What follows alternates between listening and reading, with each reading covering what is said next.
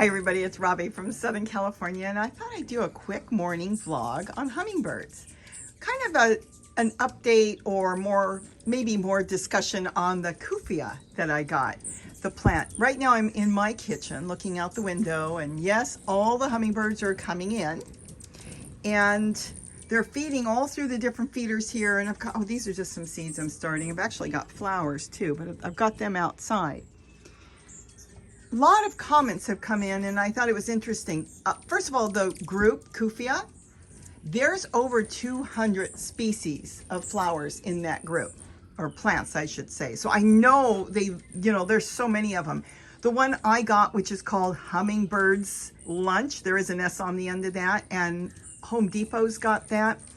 That one is by Sunset. It seems like there's quite a few of that variation. They're almost identical, but a lot of different companies kind of had it tweaked a little bit. So one might have a larger flower, smaller flower, more red, more yellow, more this, more that. So there could be on that variety, like what I've got, many, many more that you may think, oh, I've got that exact one. And you probably have one by another company, because there's so many different types, and it's fabulous. It doesn't matter which one you've got. I'm going to step outside in a minute and just kind of go on to what I want to talk about, because I know that there are some people that come in and they go, why don't you only have flowers for the hummingbirds? Why are you putting out feeders? There are people that are absolutely against feeders. Let me tell you one thing. Feeders, the water that is made, the sugar water, the nectar, is not going to hurt them in any way. Even zoos use it. Even sanctuaries use it. It's not going to hurt them. Depending on the amount of birds that one person has in their area, you have to realize or think about, maybe let's use that word, think about, how much nectar is actually in flowers. We have flowers everywhere. As you can see out my window here, I'm going to upset the hummingbirds for a minute, but that's okay. I've got beautiful hibiscus. I've got them back there too. I've got them in a lighter color, and then I've got this one here. And then, of course, we've got the citrus trees all over, and far more trees down there. We even have now 3 different types of honeysuckle. But the point is, if the hummingbirds are migrating through by the hundreds, possibly the thousands, how much nectar can they possibly get when they've got to eat so much a day to stay alive? There's nothing wrong with helping them, and I'm going to explain to you why I feel it's okay to help them. And let's step outside for a minute. Oh, and a few of you have asked about the Hummingbirds lunch. There was a few branches on the inside that were broke. So I know I should have removed more leaves, but I didn't. But I set them up. These 3 are doing really good. Even this teeny piece here seems to still be going. It's only been a couple days, so I don't know yet. Should take all the flowers off. They're falling off on their own. We'll see if they root. No loss if they don't. But next time what you do is you grab a stem about that long, and then you put it in some soil and keep it damp. These stay damp because there's no holes in any of the pots that I'm growing here or out my window. You go, what? What do you mean there's no holes? There's no holes. This is the way I'm now growing. I finally, is it this one? I'm so excited. No, that is, yep, this is it. I have finally got thyme growing. I know you can't see it. It's right there. I planted it when did I plant it? On the 27th, and my thyme is coming up. So I've got one right there. You can probably barely see it. And there's another one. Look at that. I need thyme. Boy, do I need thyme. If I could get more thyme, I'd plant thousands of them. But anyways, I've got thyme there. That's a joke. But anyways, I did need thyme, and it's coming up. No, none of these have holes. And if you want to see how to do it, I'll put a link, or I'll put it at the end on how I do this now. This is how I start all my seeds. This is cabbage. And I did transplant some. It's so easy to transplant because all you do is lift, take out what you want. You're not knocking the plant around. Look at this. Lift, separate, and put back what you don't plant. There's no disturbing the plant. And even if you break off a few of the bottom roots, it doesn't hurt them at all. This is not what we're talking about. Let's go back to hummingbirds. But you can plant flower seeds. I want to step outside and explain why I feed hummingbirds. Let's go outside. All that had to be cleared by man, woman, whatever, people. It's not being cleared by nature. Now, when you do that, you're removing all the wild plants, the native plants that grow on their own, the weeds. And a big one that grows out here, very big, is tobacco plant. It just so happens, let's move the emu plant for a minute. My neighbor has a tobacco plant. That looks like a tree is a tobacco plant. The hummingbirds love those flowers. Now, he didn't pull it out. For whatever reason, he didn't pull it out. But when they come out, a lot of times from the fire department do inspections, they tell you to get rid of the weeds.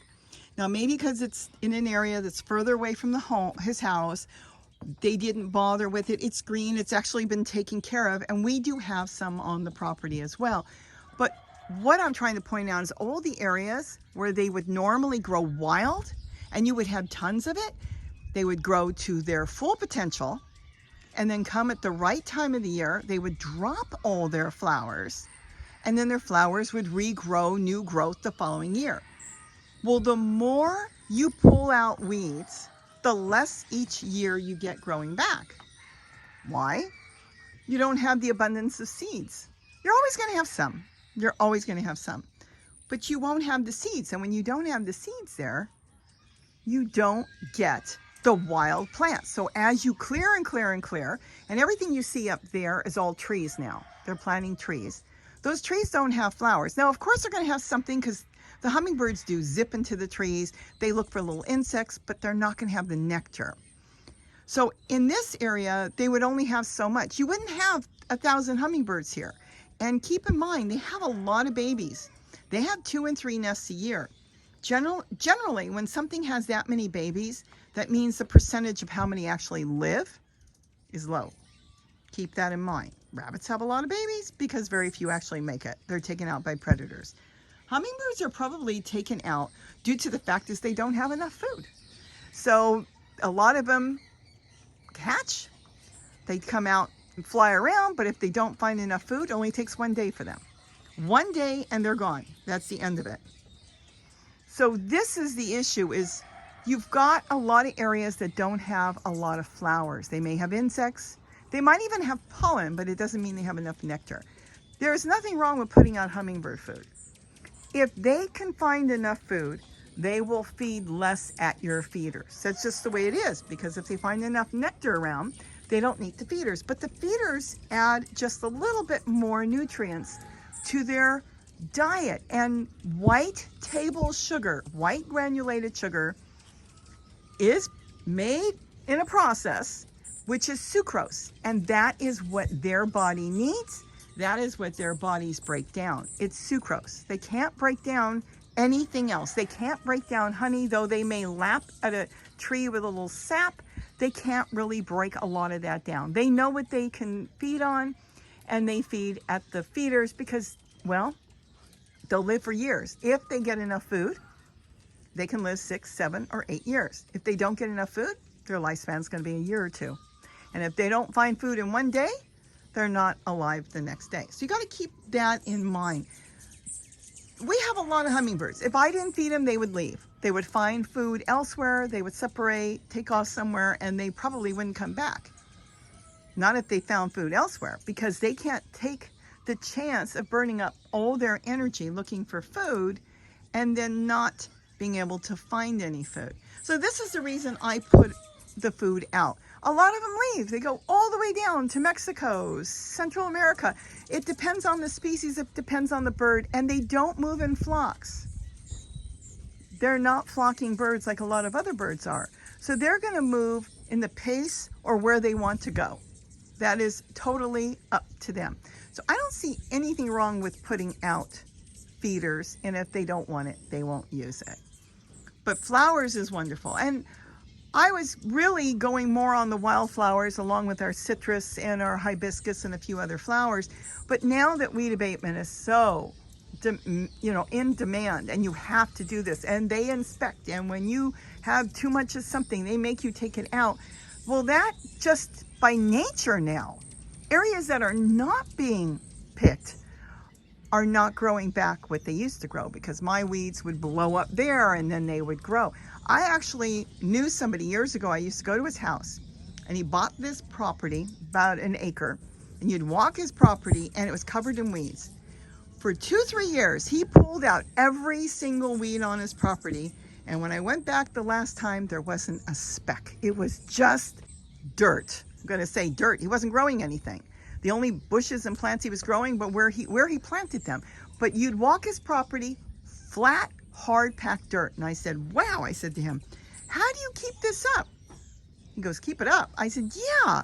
How do you have an area where you can walk and it's just flat? It looks like cement, but it was just flat dirt. No wood chips, no nothing. So I don't have to do anything. Once I got all the weeds out, within a couple of years, nothing grew back. Once in a while, something will pop through, and he said he pops it out. But his whole place was covered, and all of a sudden, nothing. Well, that's what's happening in nature. Just by picking everything and cleaning everything out, the natural habitat is disappearing. If the natural habitat in areas where there's homes being built gets too big, the city comes in there and cleans everything out. They keep the trees trimmed. They do all that to prevent fires. And this, in case they had to come in and fight a fire, they have to be able to have access. So by putting out feeders, there's nothing wrong with that. Going back to flowers, I think having flowers all over the place is wonderful. And we plan on getting a whole lot more flowers. We bought some. This one, like I said, I didn't really want to get into flowers, but this one is the type of honeysuckle. And we now that we brought this one in, have 3 different types of honeysuckle. That is a honeysuckle. We have one that's a hybrid, and then we have this one. Somebody's going to ask me the name, which is called, I have no idea, something flame. Let me show you so you can see what it is. It's not a bad price either when you look at it, and you can do cuttings off of this. This is the type of plant that can get a limb dropped on the ground and they start to root. So we bought a few different plants. I'm going to get them planted in the garden. I'm going to get a lot of cuttings, and I'm going to plant a lot of flowers from seeds come spring, because I have been really successful with them. I will admit, I haven't done flowers in years. Maybe when I was in my 20s. I haven't done flowers. I do all vegetables from seeds. I do trees. This is a hummingbird tree. It grows a red flower, but I don't do flowers. Well, now I'm going to start doing flowers. I'm really happy with the flowers that I grew in my garden, which are the zinnias. I was amazed how quick they came up. I planted them how I plant these in tulle. It took about almost a week, and then bam, they just took off. In fact, I just planted some more. I'll show you. Let me show you this. And these are yellow zinnias. Planted them on the 18th, so it's been over a week now. And I'm going to get these out. And when I get these out, it'll be the same thing. I just lift this up. It just works out fantastic. You just lift it up, and then take out the ones you want. See little roots coming up? Yeah, I think it's blurry. There it is. I can remove the ones I want, but I'm not tipping it, banging it, or anything. And it's been working fantastic. If I don't want the tool to fly around, I can put a little clip there just to hold it in place. So that's all there is. I love all the questions and comments. Leave your comments. Tell me about the flowers you've got. I know that Barbara C. told me about the bat face. I have seen those. I want to get those. It's very similar to this, but it's got the cutest little front on it. And let me know what flowers are working for you, because I want to get a whole bunch more. I know nothing on this. I saw it, Gary saw it and said, oh, it's an Australian plant. He wants it. And you can see by the shape, this is fantastic. Some of them will work out really, really well because bees can't get into them. So the bees won't be all over some of these flowers. So it gives more place for the hummingbird to get in there and get what they want. And think about it. When a hummingbird comes and feeds on a flower, it doesn't necessarily mean they're getting anything. What if 10 hummingbirds came before them? How long does it take to get more nectar in there? They've got to pull it up from the plant. So just because a hummingbird came and it looks like they're feeding, they're actually hunting. And that's why leaving out food for them gives them energy to go ahead and forage for their food. Even though they may not find that much food, they have the energy to continue to look, because you put out a feeder, they could take that drink, go out into the garden and start looking through all the different flowers. And this one may not have nectar, but this one might be loaded. And then later on, this one will have nectar, maybe in a few hours, maybe tomorrow. And that's how that works. And remember, think pollen. That's one hit. Once the pollen is gone and taken out of the flower, it's gone. Nectar can rejuvenate, but how quickly may not be quick enough to feed as many hummingbirds as I have here. And let me tell you something, they're staying by choice because a lot of them do come through, they feed, and then you can recognize them. They're a little bit different, they're gone, and then there's some that stay forever. They just live here. So I hope I've answered some of the questions on there. These are feeders, you know that, and like I said, we're going to be putting in a whole lot more flowers around here. So I hope I've kind of given you something to think about, and for you that are absolutely against feeding them, you don't have to feed them. Don't feed them. Load your deck up, your balcony, your garden with flowers, and if they're happy, they'll stay there, and if they're not, they'll move on and they'll come back to you when they can't get enough of something somewhere else. But I kind of offer a little bit of everything because of the hills being so bare and dry and empty. With that, have a wonderful day, and don't forget to eat what you grow. Bye-bye. Oh, I can't wait to go back and get more flowers. Maybe more seeds.